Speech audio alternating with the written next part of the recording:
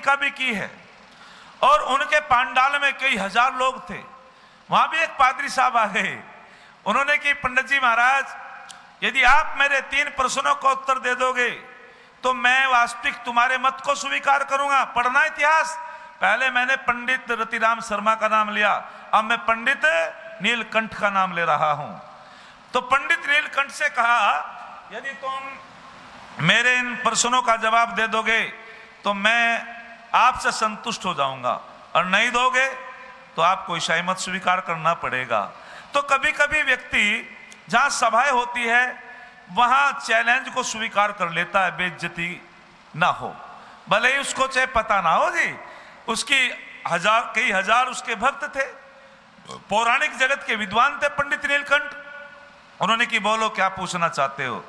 तो उन्होंने सबसे पहले क्या पूछा, उन्होंने कि भगवान कृष्ण को तुम भगवान मानते हो या नहीं। बोले जी भगवान मानते हैं। बोले पक्का। बोले जी भगवान मानते हैं। बोले आप अपनी भागवत की कथाओं में भगवान कृष्ण को क्या सुनाते हो लोगों को। आप सुनाते हो कि भगवान कृष्ण लड़कियों के कपड़े उठा लेता था, स्नान करती लड़कियों के कपड़े उठा करके पेड़ पे चढ़ जाता था, भगवान कृष्ण रासलीला करता था, भगवान कृष्ण ने कुब्जा दासी से समागम किया है। आप इनका जवाब दो।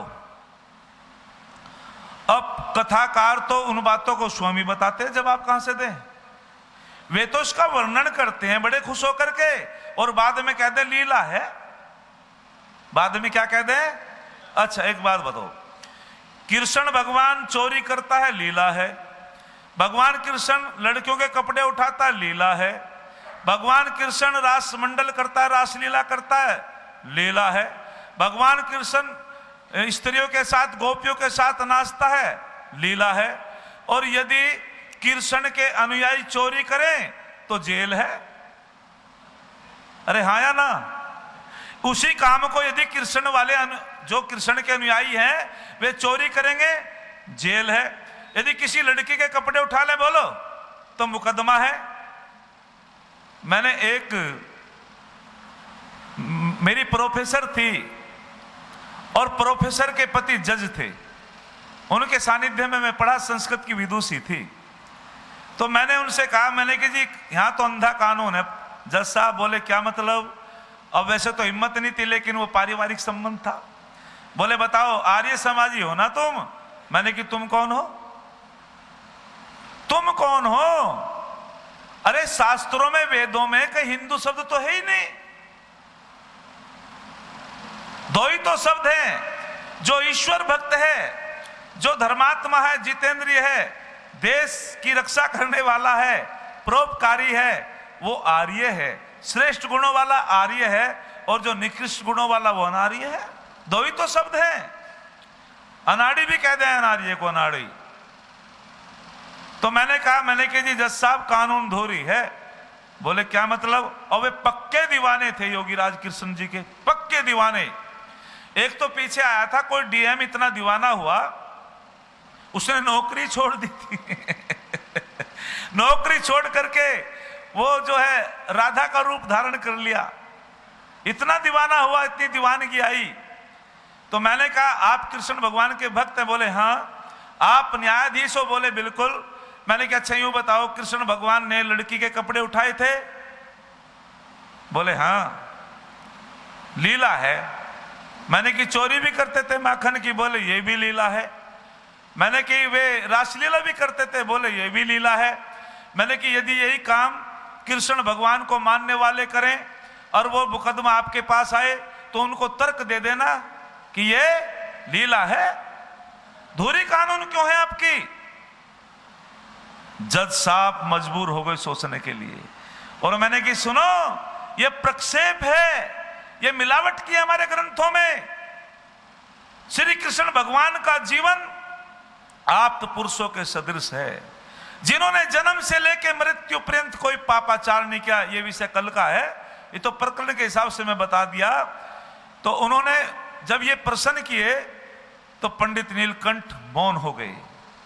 और जब पंडित नीलकंठ मौन हो गए तो उन्होंने की जो शर्त लगी थी, अब तैयार हो जाओ।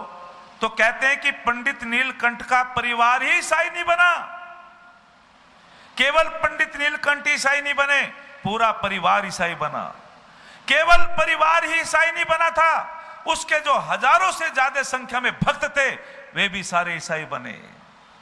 उस जमाने में स्वामी दयानंद के युग की बात है, ऋषि दयानंद का प्रवचन हो रहा था। पंडित नीलकंठ को पता चला कि एक बहुत बड़े ऋषि हैं, उससे पहले परिचय नहीं था। पंडित नीलकंठ उनकी प्रवचन में गए स्वामी जी के, और प्रकरण के हिसाब से इन्हीं विषयों पे स्वामी जी बोल रहे थे। हमारे ग्रंथों में मिलावट की गई है, भगवान कृष्ण महाभारत में उसका चरित्र पढ़ना आप पुरुषों के सदृश है।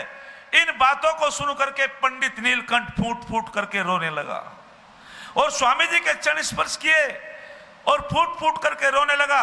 स्वामी जी ने कि भैया आपका परिचय?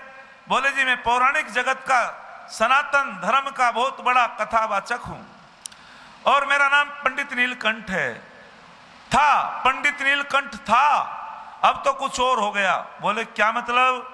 एक सभा में शर्त लगी थी, एक ईसाई पादरी आए, उन्होंने कह दिया था कि यदि तुमने मेरी बात का जवाब दे दिया तो मैं सनातन धर्म को स्वीकार करूंगा, नहीं दिया तो आपको ईसाई मत स्वीकार करना पड़ेगा। तो स्वामी जी ने कि क्या? बोले उन्होंने प्रश्न तो कितने किए थे, इंद्र के विषय में भी, ब्रह्मा के विषय में भी, न जाने कितने प्रश्न किए थे, लेकिन उन्होंने कई प्रश्न किए, मेरे पे उसका जवाब नहीं बना, और फिर मुझको ईसाई मत स्वीकार करना पड़ा। जिस गाय की मैं पूजा करता था, जो मैं एक प्रकार से सात्विक भोजन करता था, जो भगवान राम को, भगवान कृष्ण को अपना इष्टदेव मानता था, आज मैं अपना इष्टदेव ईसा मसीह को मानता हूं। और वो फूट फूट के रोने लगा। तो स्वामी दयानंद ने कहा, उसको विस्तार से समझाया, और जब पंडित नीलकंठ ने कहा था मेरा दुर्भाग्य है, यदि मैं अब से पहले आपके संपर्क में आ जाता तो मैं ईसाई ना बनता, मेरी दुर्गति ना होती, तो ये सम्मान किसने दिया?